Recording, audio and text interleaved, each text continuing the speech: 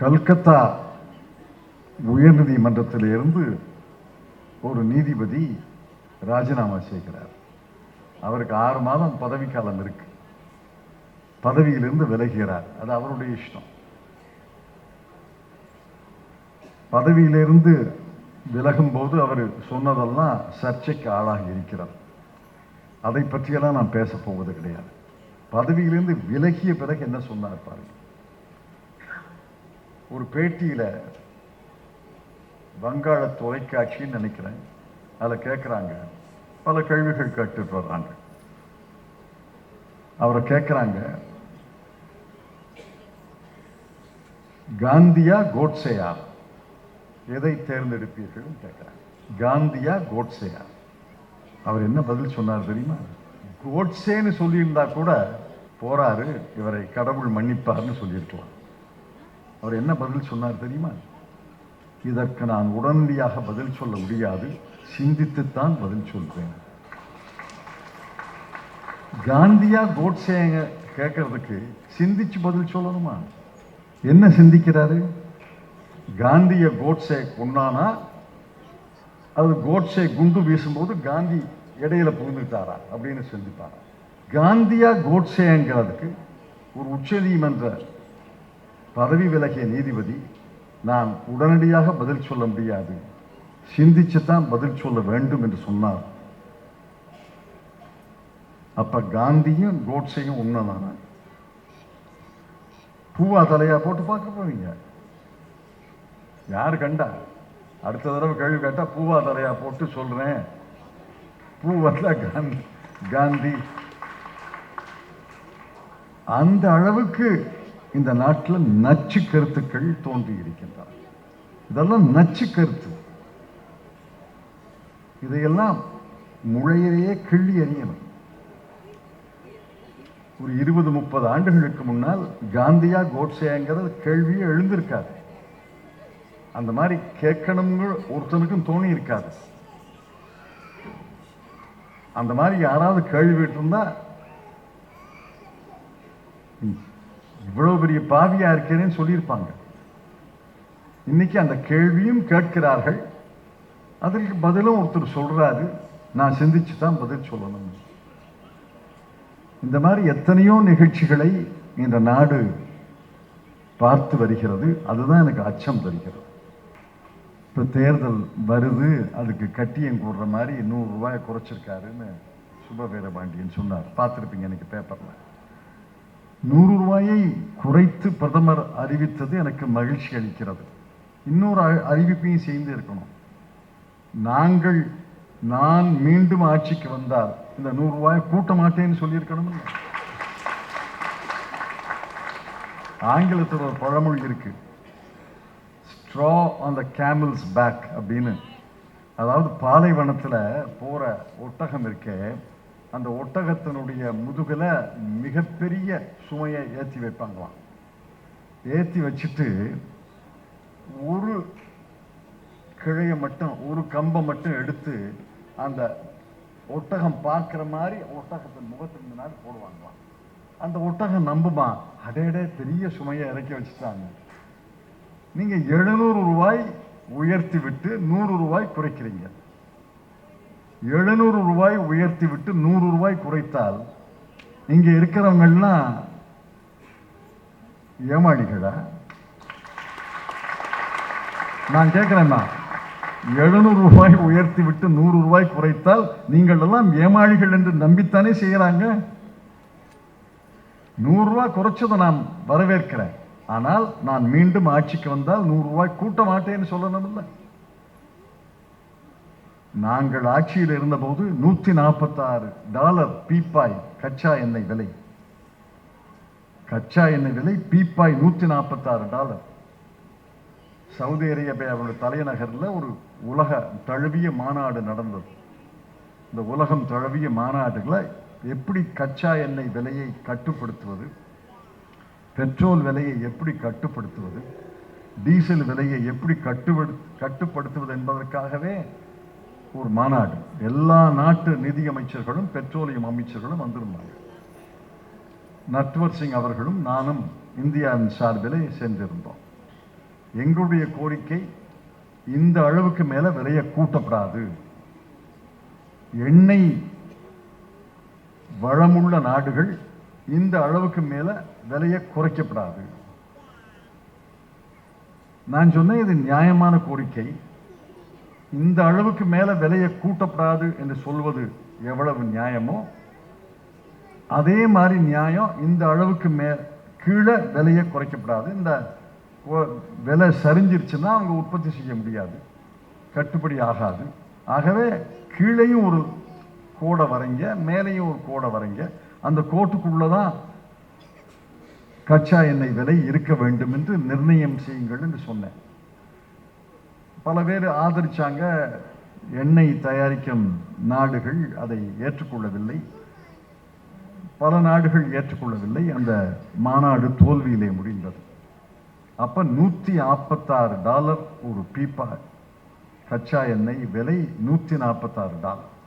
அந்த நேரத்தில் கூட இந்திய அரசு பெட்ரோல் விலையை 70 ரூபாய்க்கு மேல உயர்த்தல, டீசல் விலை 60 மேல உயர்த்தல. திரு நரேந்திர மோடி அவர்கள் பிரதமராக வந்தபோது கச்சா எண்ணெய் விலை மளமளவென்று சரிந்தது, $40 போனுச்சு. இன்னைக்கு $80, $40 போனுச்சு. $40 போன நேரத்தில் கூட அவர் விலையை குறைக்கல. ஆண்டு ஒன்றுக்கு 2.5 லட்சம் கோடி ரூபாய் அவர்களுக்கு ஆதாயமாக கிடைத்தது, விலையை குறைக்காததுனால. $40 மளமளவுன்னு சரிந்தது. ஆனால் அப்ப கூட குறைக்கல. 2.5 லட்சம் கோடி ரூபாய் ஆதாயமாக கிடைத்தது ஆண்டு ஒன்றுக்கு. இன்னைக்கும் $80 தான். $80 பீப்பா கச்சா எண்ணெய் விற்கும் போது ஏன் 101 ரூபா கொடுக்கிறோம் பெட்ரோலுக்கு? இந்த கேள்வியை கேட்கணும். 101 ரூபா கொடுக்குறீங்க, இந்த விலை தேவையே கிடையாது. இந்த விலை என்பது நம் மீது வைத்திருக்கக்கூடிய சுமை. கேஸ் விலை 1100 என்பது நம் மீது நம்ம ஒட்டகமாக நினைச்சு புதிய சுமத்துறாங்க. அப்புறம் 100 ரூபாய் எடுத்து போடுறது, ஒரு கிளையை எடுத்து போடுற மாதிரி நம்ம முன்னாடி போட்டுட்டு நம்ம எல்லாம் ஏமாளிகள்னு நினைக்கிறாங்க. நாம் ஏமாளிகள் அல்ல என்பதை உரத்த குரலிலே சொல்வதற்கு ஒரு வழி இருக்கிறது. இன்னைக்கு சொல்ல வேண்டாம், மனசுல வச்சுக்கோங்க. சொல்ல வேண்டிய நாள், சொல்ல வேண்டிய முறை தெரியும். நாங்கள் ஏமாளிகள் அல்ல, நீங்கள் எங்களை ஏமாற்றுகிறீர்கள், ஆனால் நாங்கள் ஏமாளிகள் அல்ல என்று சொல்ல வேண்டிய நாள் வரும்போது உரத்த குரலிலே சொல்ல வேண்டும் என்று உங்களை எல்லாம் அன்போடு கேட்டுக்கொள்கிறேன். இப்போ தேர்தல் வரப்போகுது. தேர்தல் வர்றதுக்கான அறிகுறிகள் நாளுக்கு நாள் அதிகரித்து கொண்டிருக்கின்றன. இந்த தேர்தல் வரும்போது தான் திடீரென்று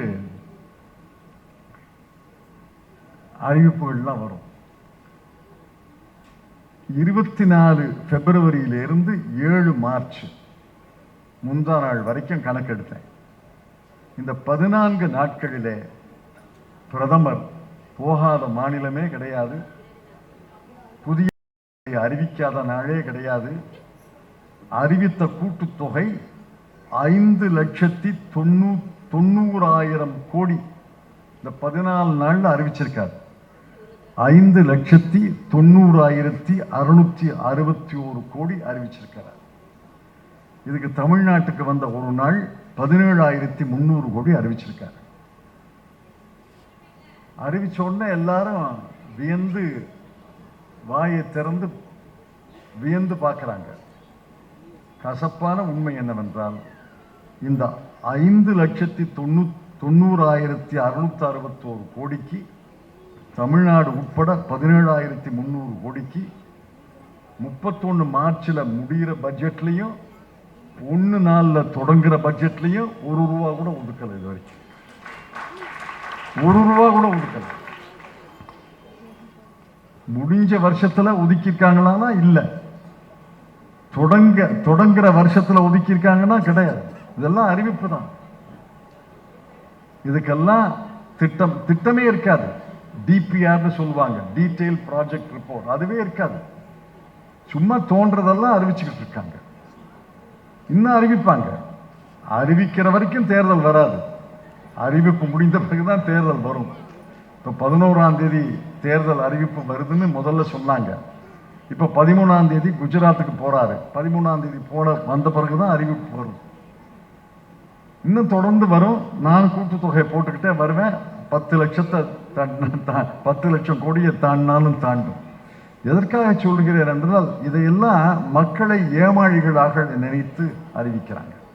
மக்கள் அவ்வளவு ஏமாளிகள் அல்ல என்று நான் நினைக்கிறேன். சில நேரங்களிலே மக்கள் ஏமாறுகிறார்கள். 2016 நாடாளுமன்ற தேர்தலிலேயும் 2019 நாடாளுமன்ற தேர்தலிலேயும் இந்தியாவில் ஒரு பகுதி மக்கள் ஏமாந்து வாக்களித்தார்கள். நான் இல்லைன்னு சொல்லலை. ஆனால் தொடர்ந்து ஏமாளிகளாக இருப்பார்கள். தொடர்ந்து எல்லா இந்தியர்களும் ஏமாறுவார்கள் என்று நினைப்பது தவறு. ஆங்கிலத்தில் ஒரு பழமொழி சொல்லுவாங்க, you can fool all the people some of the time. You can fool some of the people all the time, but you cannot fool all the people all the டைம்னு சொல்லுவாங்க. எல்லாரையும் எல்லா நேரத்திலேயும் ஏமாளிகளாக நினைத்து ஒரு அரசு நடந்து கொண்டிருக்கிறது. அதற்கு எப்படி விழிப்படைந்த தமிழ்நாடு, குறிப்பாக விழிப்படைந்த தமிழ்நாட்டு பெண்கள் எப்படி பதில் சொல்லப் போகிறார்கள் என்பதை நான் எதிர்பார்த்து நிற்கிறேன். உரத்த குரலிலே துணிவோடு, துணிவே துணை, துணிவே துணை, அச்சமில்லை அச்சமில்லை அச்சமில்லை இல்லையே, உச்சி மீது வானிடிந்து வீழுகின்ற போதினும் அச்சமில்லை அச்சமில்லை அச்சம் என்பது இல்லையே என்று உரத்த குரலிலே நீங்கள் வாக்களிக்க வேண்டும். தலித் மக்களும் இஸ்லாமிய மக்களும் வடநாடுகளில் சிறிய கிராமங்களில் இருந்து வெளியேறுகிறார்கள். ஏன்? 10 குடும்பம் 15 குடும்பம் இஸ்லாமிய குடும்பம் இருக்கு, அவ்வளவு 20 குடும்பம் தலித் குடும்பம் இருக்கு. எங்களுக்கு இங்கே பாதுகாப்பு கிடையாது. நாங்கள் 50 பேர் இருக்கோம், 40 பேர் இருக்கோம், 20 குடும்பங்கள் இருக்கு, எங்களுக்கு பாதுகாப்பு கிடையாதுன்னு நகரங்களுக்கு போறாங்க. கான்பூர், லக்னோ, அலகாபாத்துக்கு போறாங்க. காரணம், அங்கே கான்பூர், அலகாபாத், லக்னோல எல்லாம் பல லட்சம் இஸ்லாமியர்கள் இருக்காங்க. அவங்களோட சேர்ந்து இருந்தால் நமக்கு பாதுகாப்புன்னு நினைக்கிறாங்க. இந்த அச்சம் ஏன் வந்துச்சு? இந்த அச்சம் வரலாமா? இந்தியாவில் ஒரு குடிமகனுக்கு இந்த அச்சம் வரலாமா? நான் ஒற்றை குடும்பமாக இருந்தாலும் நான் பாதுகாப்பாக இருப்பேன் என்ற நம்பிக்கையில தான் வரணும். அந்த நம்பிக்கை இன்னைக்கு அழிந்து போகிறது. கொஞ்சம் கொஞ்சமாக அந்த நம்பிக்கை அழிந்து போனால் எப்படி மக்கள் ஒன்றாக இருக்க முடியும்? எப்படி ஒன்றாக வாழ முடியும்?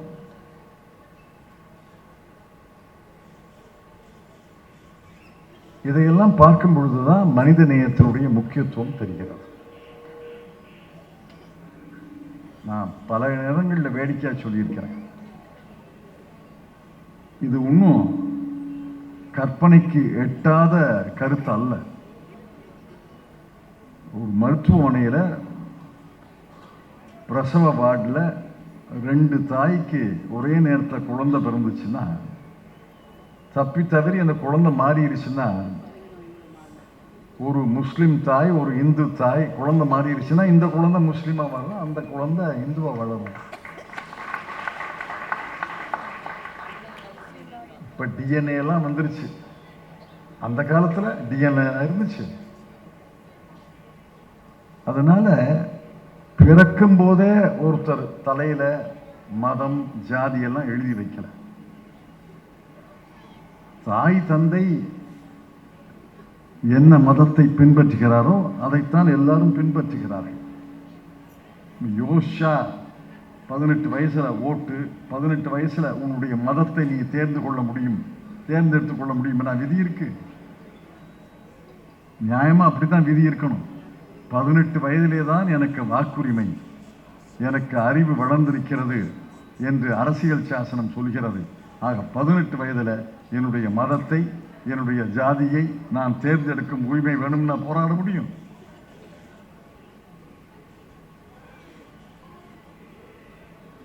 இந்த பிளவுகள் எல்லாம் மனிதன் உருவாக்கிய பிளவுகள். இதே மாதிரி தான் பல நாடுகள் இருந்துச்சு. அமெரிக்காவில் கருப்பர்களுக்கும் வெள்ளையர்களுக்கும் 200 ஆண்டுகளாக போர் நடக்கிறது. ஐரோப்பாவில் யூதர்களுக்கும் கிறிஸ்துவர்களுக்கும் அதற்கு முன்னாலேயே போர் நடக்கிறது. ஆப்பிரிக்காவில் இன்று கூட இந்த கூட்டம் அந்த கூட்டம், இந்த ட்ரைப் அந்த ட்ரைப் என்று போர் நடக்கிறது. இருவரும் கருப்பர்கள் தான். இருவர் உடம்புலையும் ஓடுறது சிவப்பு ரத்தம் தான்.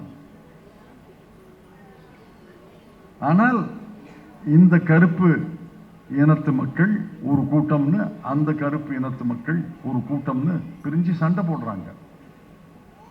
2 நாடுகளுக்கு இடையே சண்டை நடக்கிறது. ஒரு நாட்டிலேயே 2 கூட்டத்துக்கு இடையே சண்டை நடக்கிறது. ஆக மனிதநேயம் நாம் சாதாரணமாக மனிதநேயம் தான் இருக்க, மனிதநேயம் இருக்கும்னு நினைக்காதீங்க. மனிதநேயத்தை பாதுகாக்க வேண்டும், மனிதநேயத்தை வளர்க்க வேண்டும், மனிதநேயத்துக்கு மீறிய செயல்களை எதிர்க்க வேண்டும், எழுத வேண்டும், பேச வேண்டும். மனிதநேயத்தை சிதைக்கிற சக்திகள் அதிகம். மனிதநேயத்தை பாதுகாக்கும் சக்திகளாக நம் மக்கள் இருக்க வேண்டும் என்று நான் கேட்டுக்கொள்கிறேன்.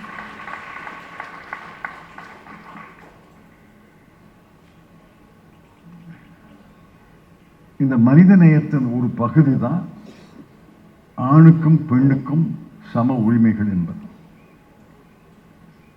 ஆணுக்கும் பெண்ணுக்கும் சம உரிமை கிடையாதுமா, இன்னைக்கும் முழுக்க முழுக்க கிடையாது.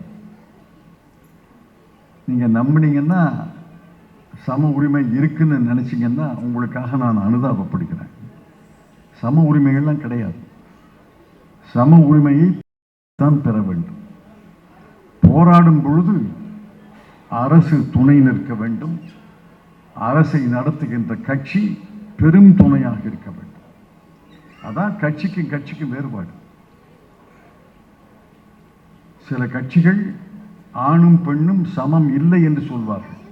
ஆர்எஸ்எஸ் இயக்கத்தில் பல தலைவர்கள் பெண்களுடைய கடமை வீட்டை பாதுகாப்பது, வீட்டு வேலையை செய்வது, குடும்பத்தை காப்பாற்றுவது என்று பகிரங்கமாக பேசுகிறார்.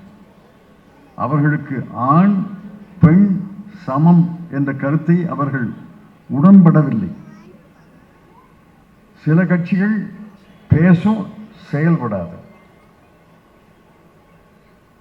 சில கட்சிகள் தான் ஆணும் பெண்ணும் சமம், அதற்காக நாம் நடவடிக்கை எடுக்க வேண்டும், அதற்காக திட்டங்களை போட வேண்டும், அதற்காக சட்டங்களை போட வேண்டும் என்று ஆங்கிலத்தில் சொல்லுவாங்களே ப்ரோஆக்டிவ், அதற்கான காரியங்களை செய்வது சில கட்சிகள் தான்.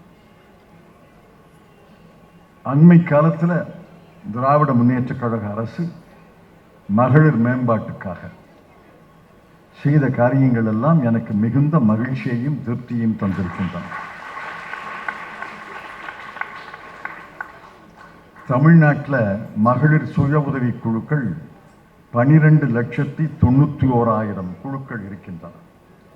இந்த 12,91,000 குழுக்களில் கடந்த 2.5 ஆண்டுகளிலே உருவாக்கப்பட்ட புதிய குழுக்கள் 1,14,000 குழுக்கள். திரு மு.க. ஸ்டாலின் அவர்கள் முதலமைச்சராக பொறுப்பேற்ற போது ஏற்கனவே தான் 10 லட்சம் குழு இருக்க, போதாதான்னு ஓய்ந்து உட்காராமல் இன்னும் 1,14,000 குழுக்களை உருவாக்கி இருக்கிறார். அதற்காக பாராட்டுகிறேன். இந்த குழுக்களுக்கு இதுவரை 75,000 கோடி ரூபாய் கடன் வழங்கப்பட்டிருக்கிறது. 75,000 கோடி என்பது பெரிய தொகைதான். ஆனால் என்னை பொறுத்தவரையில் இது 2 மடங்காக, 3 மடங்காக, 4 மடங்காக உயர வேண்டும் என்பது என்னுடைய தாழ்மையான கருத்து. நண்பர் சுப வீரபாண்டியன் குறிப்பிட்டார், புதுமை பெண் திட்டம், மகளிர் உரிமை தொகை திட்டம் என்று பல புரட்சிகரமான திட்டங்களை அறிமுகப்படுத்தினார். மாதம் 1000 ரூபாய் என்பது சிறிய தொகையாக தெரியலாம். ஆனால் சிறிய தொகை அல்ல. மாதம் 1000 ரூபாய் என்பது வீட்டில்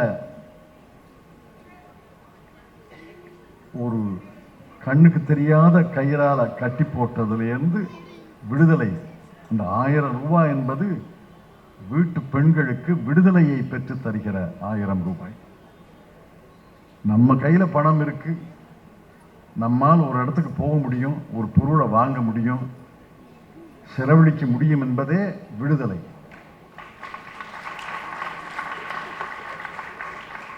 இந்த 1000 ரூபாயை 1000 ரூபாய்னு பார்க்காதீங்க.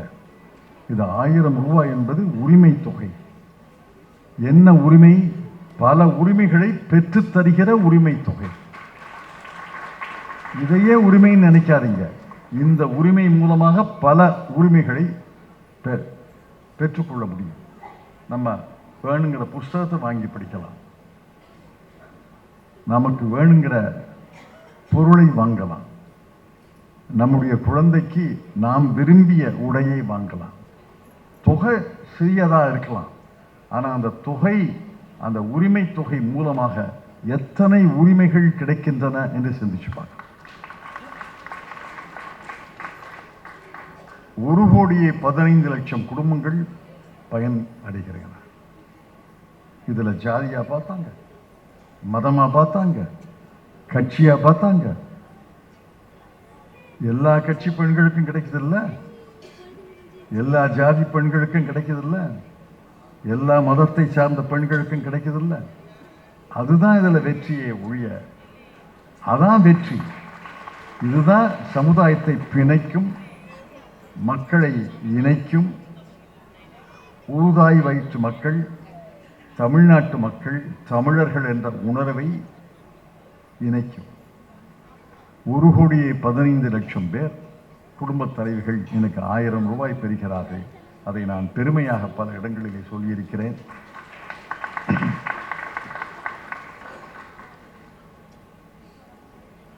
அதனுடைய விளைவு இப்போதே தெரியுது.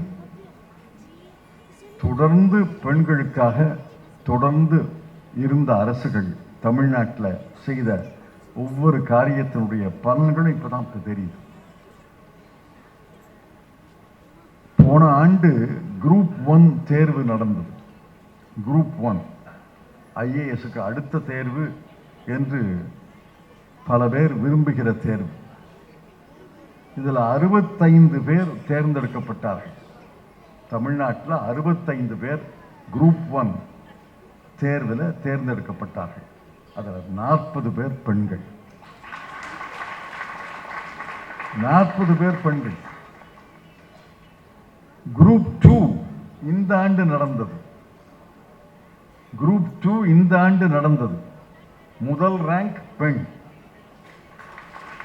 இரண்டாவது ரேங்க் பெண், மூன்றாவது ரேங்க் பெண், நான்காவது ரேங்க் பெண், 13வது ரேங்க் வரை 1லிருந்து 13 பெண்கள். எதை காட்டுகிறது? பெண்களுக்கு வாய்ப்பு, பெண்களுக்கு உரிமை, பெண்களுக்கு சுதந்திரம், பெண்களுக்கு விடுதலை தந்தால் நிச்சயமாக ஆண்களுக்கு ஈடாக இதை செய்ய முடியும் என்று காட்டுகிறார்கள். இதுல வேடிக்கை என்னன்னா,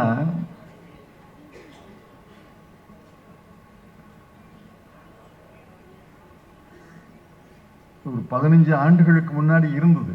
அதை ஒப்புக்கொள்றதுல வெக்கம் இல்லை. ராஜீவ் காந்தி அவர்கள் பஞ்சாயத்து ராஜ் சட்டத்தை கொண்டு வந்து பிறகு பெண்களுக்கெல்லாம் ஒதுக்கீடு செஞ்சோம். 33% இருந்தது, அப்புறம் 50 ஆயிடுச்சு. பல பெண்கள் தேர்ந்தெடுக்கப்பட்டார்கள். பஞ்சாயத்து தலைவராக, பஞ்சாயத்து யூனியன் தலைவராக தேர்ந்தெடுக்கப்பட்டார்கள். ஆனால் அவர்கள் நாற்காலிக்கு பின்னாடி ஒரு ஆண் நின்று கொண்டிருப்பார்.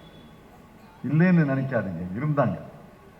இப்போ கொஞ்சம் கொஞ்சமா குறைஞ்சிருச்சு, கொஞ்சம் கொஞ்சமா குறைஞ்சிருச்சு. ஏன்னா பெண்கள் நாங்களே நடத்த முடியும் அப்படின்னு இன்னைக்கு உரிமையை வலியுறுத்துவதால் அந்த பின்னாடி நின்ன மெய்காப்பாளர் கொஞ்சம் வெளியில போயிருக்கார். வடநாட்டில் பல மாநிலங்கள்ல இருக்கு. அதுக்கு பேரே வச்சிருக்காங்க.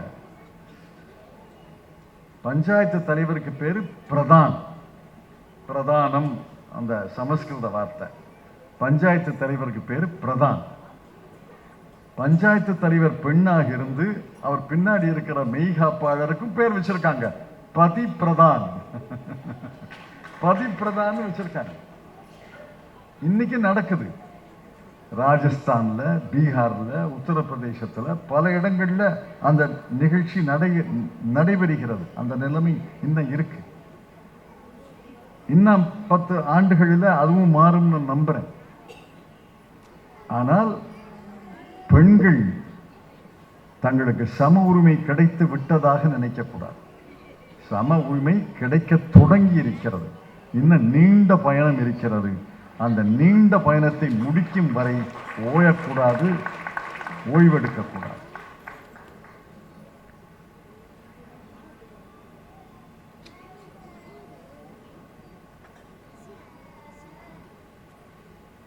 கலைஞருடைய கனவு இல்லம் என்று நண்பர் சுபவீர பாண்டியன் அவர்கள் குறிப்பிட்டார்கள். அதை நான் பாராட்டுகிறேன். 1,00,000 வீடுகள் கட்டப்போகிறார்கள் தமிழ்நாடு அரசு. ஒரு வீடுக்கு 3,50,000 லட்சம் ஒதுக்கி இருக்கிறார்கள். இன்றைய விலைவாசியில 3,50,000 லட்சம் என்பது சின்ன வீடு கட்டலாம். குறிப்பாக கிராம பகுதியில் கட்டலாம். அதற்கு 3,500 கோடி ரூபாய் முதலமைச்சர் ஒதுக்கி இருக்கிறார். கிராமச்சாலைகள் மேம்பாடுக்கு 2000 கிலோமீட்டர் கிராமச்சாலைகள் மேம்பாட்டுக்கு 1000 கோடி ரூபாய் ஒதுக்கி இருக்கிறார். 5000 நீர்நிலைகளை புதுப்பிப்பதற்கு 500 கோடி ரூபாய்.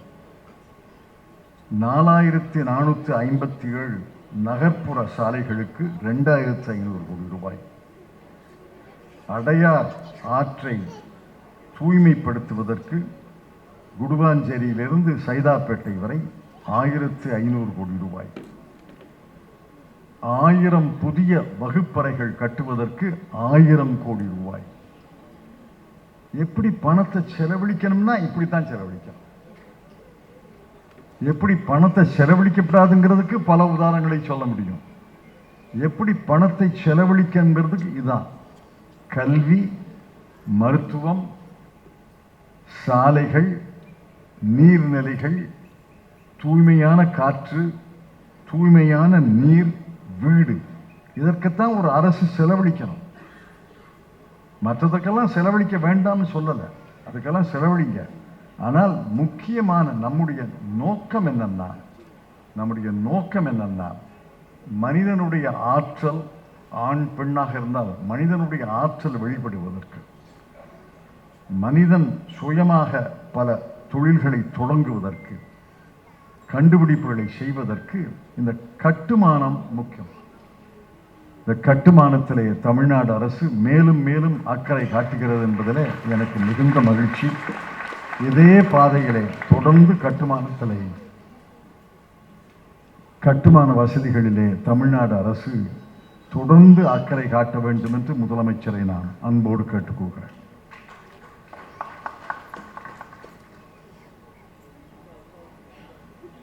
இங்கே அமைச்சர் சேகர் பாபு அவர்கள் மனிதநேய திருவிழாவை நடத்துகிறார்.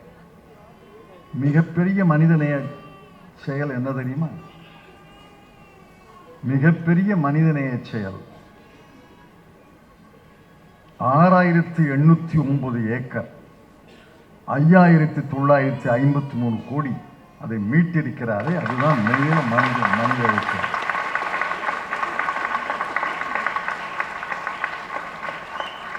பராசக்தி படத்துல ஒரு வசனம் வரும் தெரியுமா?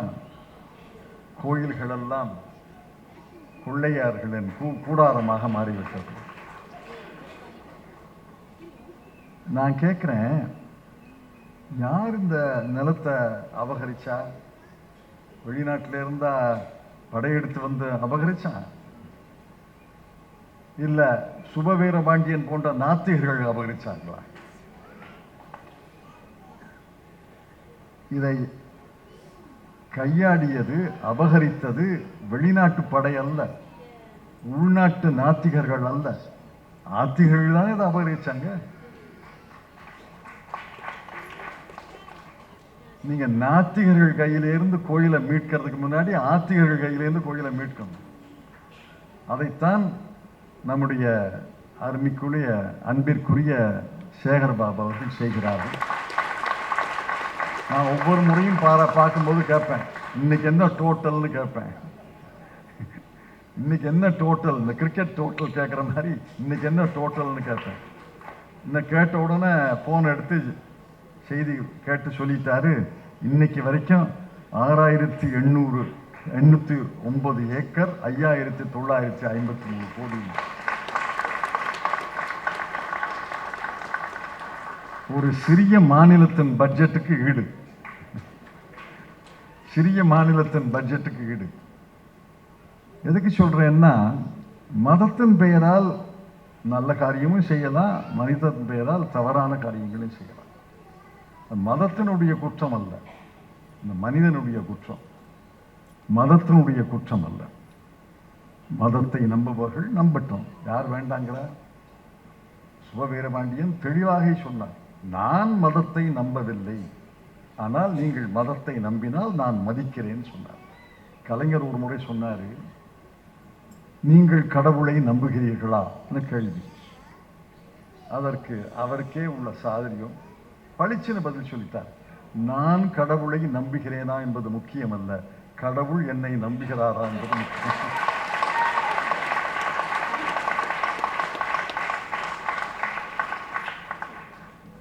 ஆக கடவுளை நம்புபவர்களை பற்றி நான் கேட்கிறேன், கடவுள் உங்களை நம்புகிறாரா? அதை கேளுங்க முதல்ல. கடவுள் நம்பினவங்க தானே இந்த நிலத்தை பறிச்சாங்க, அபகரிச்சாங்க. இப்ப இன்னைக்கு சேகர் பாபு வந்து மீட்க வேண்டும்னு எழுதியிருக்குல்ல. ஆக கோயில்கள்ல தப்பில்லை, மதத்துல தப்பில்லை, அதை தவறாக பயன்படுத்துபவர்களுடைய தவறு. இன்னைக்கு கூட சில கோயில்கள்ல தலித்களை அனுமதிப்பது கிடையாது. கிராமங்கள்ல கோயில்கள் இருக்கு, தலித்களை அனுமதிப்பது கிடையாது. அதை எப்படி ஏற்றுக்கொள்ள முடியும்? ஏன் ஏற்றுக்கொள்ள வேண்டும்? அதெல்லாம் ஏற்றுக்கொள்ள முடியாது. இன்னைக்கு ஒரு பேப்பர்ல பார்த்தேன், எந்த அளவுக்கு உண்மைன்னு தெரியல, அந்த பெண்ணும் மாப்பிள்ளையும் பொண்ணும் நாங்க இந்துக்கள்னு சொல்றாங்க. அந்த பெண்ணுக்கு கிறிஸ்துவ பேர் மாதிரி ஒரு பேர் இருக்கான், அதனால கோயில்ல கல்யாணம் பண்ணப்படாதுன்னு தடுத்துட்டாங்க. அவங்க ரெண்டு பேரும் நாங்க இந்துக்கள்னு எழுதி கொடுக்குறாங்க. நாங்கள் இந்து மதத்தின் மீது நம்பிக்கை வைத்திருக்கிறோம். என்னை பொறுத்த வரையில் கோயில்கள் என்பது, தமிழ்நாட்டு கோயில்கள் என்பது மிகப்பெரிய வரலாற்று சொத்து, கலாச்சார சொத்து, கலாச்சார களஞ்சியம். தமிழ்நாட்டினுடைய வளர்ச்சி, தமிழ்நாடுடைய வரலாறு எல்லாம் முழுமையாக தெரிந்து கொள்ள வேண்டும் என்றால் கோயில்களுக்கு, கோயில் கல்வெட்டுகளில், கோயிலுடைய தல புராணத்தில் தான் தெரிஞ்சுக்க முடியும். அந்த அளவுக்கு கோயில்களை, அது கோயில் என்பதற்காக நான் மதிக்கிறேன். அந்த கோயில்களில் தான் இந்த 2000 ஆண்டுகளுடைய வரலாறு அடங்கி இருக்கிறது, 2000 ஆண்டுகளுடைய கலாச்சாரம் அடங்கி இருக்கிறது. அந்த கோயில்களை பாதுகாக்க வேண்டிய கடமை எல்லாரையும் சார்ந்தது, நாத்திகர்கள் ஆத்திகர்கள் எல்லாரையும் சார்ந்தது. அந்த கடமையை செவ்வனே செய்யக்கூடிய அருமை நண்பர் சேகர் பாபு அவர்கள் கூட்டிய இந்த நிகழ்ச்சியிலே கலந்து கொள்வதிலே மிகுந்த மகிழ்ச்சி அடைகிறேன். இந்த மனிதநேய திருவிழாவிலே என்னை பங்கெடுத்து செய்த அமைச்சர் சேகர் பாபு அவர்களுக்கு நன்றி தெரிவித்து விடைபெற்றுக் கொள்கிறேன்.